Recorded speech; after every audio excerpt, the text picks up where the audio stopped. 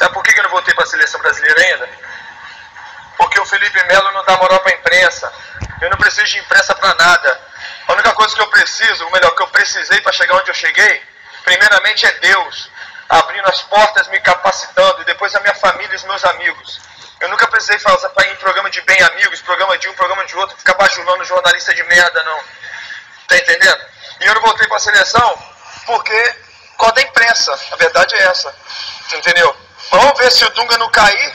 Se o Dunga não cair, quem sabe não acontece, né? Eu tô trabalhando muito de verdade. Você vê que a imprensa colocou Felipe Melo reserva da Inter. Os caras são brincadeira, como se eu fosse reserva aqui.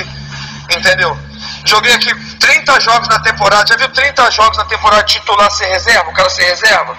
É isso aí, essa é a imprensa brasileira hoje. Imprensa feita de ex-jogadores que não ganharam porra nenhuma.